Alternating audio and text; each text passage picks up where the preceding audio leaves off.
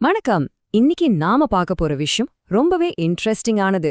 நம்ம மொபைல் ஆப்ஸ்ல டேட்டாவை எப்படி நிரந்தரமா, அதாவது பெர்மனண்டா சேவ் பண்றது, அத பத்தி தான் இந்த விளக்கம். சரி, வாங்க ஆரம்பிக்கலாம். நாம என்னென்ன பார்க்க போறோம்னு ஒரு சின்ன அவுட்லைன் இதுதான். இந்த 5 ஸ்டெப்ஸை ஃபாலோ பண்ணி நம்ம ஆப்ஸ்க்கு ஒரு சூப்பரான மெமரியை கொடுக்க போறோம். முதல்ல நாம ஏன் இத பத்தி பேசுறோம், இங்க என்ன பிரச்சனைய நாம சால்வ் பண்ண போறோம்னு புரிஞ்சுக்கலாம். யோசிச்சு பாருங்க, உங்க யூசர் ஆப்பை க்ளோஸ் பண்ணிட்டாங்க, அவங்க டேட்டா எல்லாம் போயிடுச்சா? இதுதான் எல்லா மொபைல் டெவலப்பரும் ஃபேஸ் பண்ற ஒரு பெரிய சேலஞ்ச்.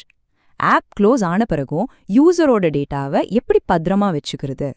நிறைய ஆப்ஸ்ல மெமரி டெம்பரரி தான், அதாவது ஆப் மூட்னா டேட்டாவும் போயிடும். ஆனா ஒரு நல்ல யூசர் எக்ஸ்பீரியன்ஸ் வேணும்னா டேட்டா பர்சிஸ்டென்ட்டா இருக்கணும். அதாவது யூசர் ஆப்பை க்ளோஸ் பண்ணிட்டு திரும்ப ஓபன் பண்ணாலும் அவங்க விட்ட இடத்துல கண்டினியூ பண்ணணும் இல்லையா? இந்த பிரச்சனைக்கு ஒரு சூப்பரான தீர்வு தான் SQLite. இது ரொம்பவே லைட் வெயிட்டான, சர்வரே தேவைப்படாத ஒரு டேட்டாபேஸ் என்ஜின். இது உங்க மொபைல் ஆப் கூடவே டைரக்டா சேர்த்துடலாம். இந்த வேலைக்கு இது ஒரு பெர்ஃபெக்ட்டான டூல்னு சொல்லலாம்.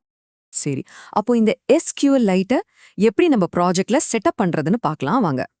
இது ரொம்ப சிம்பிள். ஒரு 2 ஸ்டெப்ல முடிஞ்சிடும். முதல்ல லைப்ரரியை இன்ஸ்டால் பண்ணணும், அப்புறம் அதை நம்ம அப்ளிகேஷனோட லிங்க் பண்ணணும். அவ்வளவுதான். முதல்ல உங்க ப்ராஜெக்ட் டெர்மினல்ல இந்த கமாண்டை ரன் பண்ணுங்க.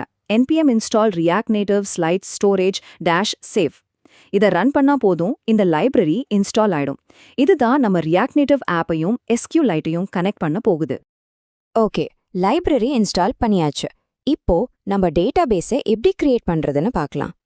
இதுக்கு நாம ஓப்பன் டேட்டாபேஸ் அப்படிங்கிற ஒரு மெத்தடை யூஸ் பண்ணுவோம். இது ரொம்ப ஸ்மார்ட்டான ஒரு மெத்தட்.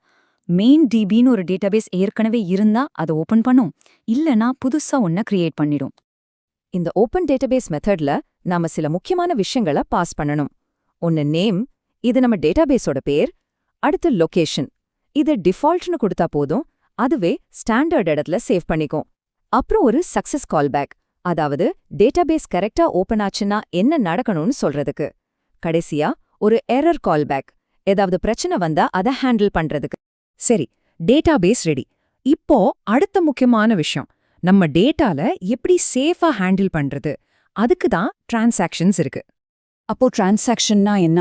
சிம்பிளா சொல்லணும்னா, அது நம்ம டேட்டா ஆபரேஷன்ஸ்க்கு ஒரு சேஃப்டி நெட் மாதிரி. எல்லா வேலையும் ஒன்னா நடக்கணும், இல்லனா எதுவுமே நடக்கக்கூடாது. அதுதான் இதோட கான்செப்ட். ஒரு பேங்க் டிரான்ஸ்ஃபர் மாதிரி யோசிச்சு பாருங்க. பணம் ஒரு அக்கவுண்ட்ல இருந்து டெபிட் ஆகி இன்னொரு அக்கவுண்ட்ல கிரெடிட் ஆகணும். ரெண்டுமே நடந்தாதான் அந்த டிரான்சாக்ஷன் சக்சஸ். நடுவுல ஃபெயில் ஆச்சுன்னா எல்லாமே பழைய நிலைக்கு திரும்பிடும். அதே மாதிரி தான் இங்கேயும். இதனால நம்ம டேட்டா எப்பவுமே கரப்ட் ஆகாம பாதுகாப்பா இருக்கும். இதோட ப்ராசஸ் ரொம்பவே சிம்பிள். முதல்ல டிரான்சாக்ஷனை ஸ்டார்ட் பண்ணணும், அப்புறம் நம்ம SQL கமாண்ட்ஸை ரன் பண்ணணும். எல்லாம் ஓகேனா கமிட் பண்ணி சேஞ்சஸை சேவ் பண்ணிடலாம். ஏதாவது எரர் வந்தா ரோல் பேக் பண்ணிடுவோம். அவ்வளவுதான். உதாரணத்துக்கு நாம ஒரு புது டேபிள் கிரியேட் பண்றோம்னு வைங்க. கிரியேட் டேபிள் கமாண்ட கூட ஒரு டிரான்சாக்ஷனுக்குள்ள தான் ரன் பண்ணுவோம். அப்பதான் அந்த டேபிள் எந்த பிரச்சனையும் இல்லாம சரியா கிரியேட் ஆகும்னு நாம உறுதியா சொல்ல முடியும். ஓகே, டேட்டாவை சேஃபா உள்ள வச்சாச்சு. இப்போ அந்த டேட்டாவை எப்படி வெளியே எடுத்து யூஸ் பண்றது, அத பத்தி பார்க்கலாம். டேட்டாவை ஸ்டோர் பண்றது பாதி வேலை தான். அது சரியா வெளியே எடுத்து நம்ம ஆப்ல யூசருக்கு காட்டணும் இல்லையா? அதுதான் அடுத்த ஸ்டெப். டேபிள்ல இருக்கிற ரெக்கார்ட்ஸ் எடுக்கிறதுக்கு நாம செலக்ட் ஸ்டேட்மெண்ட்டை யூஸ் பண்ணுவோம். டேட்டாவை உள்ள போடுற மாதிரி எடுக்கும்போதும் அதை ஒரு டிரான்சாக்ஷனுக்குள்ள பண்றது தான் எப்பவுமே சேஃப். சரி, செலக்ட் query ரன் பண்ணதும் நமக்கு ஒரு ரிசல்ட்ஸ் ஆப்ஜெக்ட் கிடைக்கும். அதுல results.rows.length வச்சு மொத்தம் எத்தனை ரெக்கார்ட்ஸ் வந்திருக்குன்னு பார்க்கலாம். அப்புறம் ஒரு லூப் போட்டு results.rows.item மூலமா ஒவ்வொரு ரோவா எடுத்து அதுல இருக்கிற நேம் மாதிரி டேட்டால நம்ம யூஸ் பண்ணிக்கலாம். அவ்வளவுதாங்க. இப்போ உங்க கையில முழு ஒர்க் ஃப்ளோவும் இருக்கு. செட்டப் பண்றது, டேட்டாபேஸ் கிரியேட் பண்றது, டிரான்சாக்ஷன் யூஸ் பண்றது, கடைசியா டேட்டாவை வெளியே எடுக்கிறது. இதை வச்சு நீங்க உங்க ஆப்க்கு ஒரு சூப்பரான மெமரியை கொடுக்கலாம். இப்போ உங்க ஆப்புக்கு ஞாபக சக்தி வந்தாச்சு. இத வச்சு நீங்க என்னவெல்லாம் பண்ணலாம்னு யோசிச்சு பாருங்க.